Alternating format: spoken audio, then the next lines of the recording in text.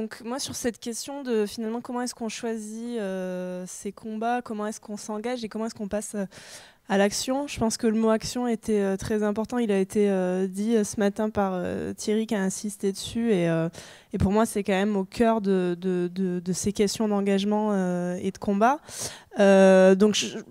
Pour vous présenter un peu ce que j'ai vu des discussions qui se sont passées là, dans les dernières 20 minutes, je pense que c'est important que vous sachiez un peu d'où je viens. Donc, moi, je suis ingénieur-chercheur de formation et je travaillais en fait, avant de créer Socience, je travaillais dans une grande entreprise de télécommunications au Japon.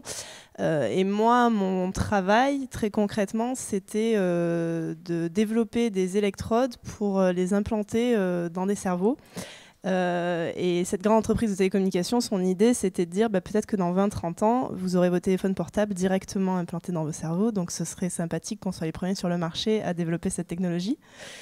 En tant que chercheuse, alors j'étais passionnée par mon sujet de recherche, mais je me suis posé beaucoup de questions sur pourquoi j'étais là, comment fonctionnait le système, pourquoi est-ce que, en tant que scientifique, je développais ça et pas autre chose, etc. Et donc ça a été le début, finalement, tous ces questionnements autour de mon travail et de ma profession, ça a été le début de mon engagement personnel et de mon combat que je mène à temps plein au travers de Socience pour essayer de remettre la science au service, on va dire, du bien commun. Et qui est vraiment, en termes d'action, c'est ce que je fais, toute la journée et c'est ce qui me meut et qui me pousse à l'action. Donc c'est des sujets qui sont assez importants.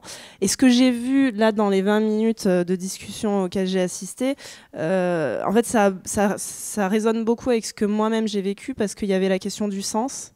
Quel est le sens de ce qu'on fait? Et c'est peut-être pour ça qu'on bouge et qu'on va changer, décider de changer les choses et de s'engager.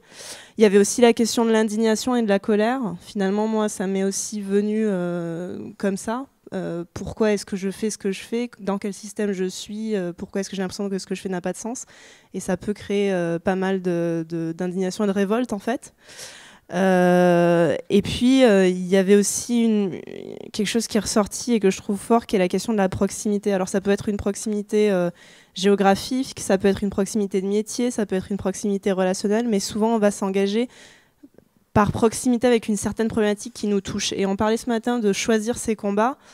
Je ne sais pas aujourd'hui si c'est difficile ou pas de choisir ses combats, mais je pense que si c'est quelque chose que vous rencontrez, finalement, il faut peut-être choisir celui qui vous touche le plus, qui fait le plus de sens pour vous, qui est le plus proche de vous, que ce soit local en termes géographiques ou que ce soit en termes par rapport à votre métier. Enfin voilà, c'est vraiment combattez ce qui vous révolte dans votre quotidien. En tout cas, moi, c'est comme ça que je le dirais.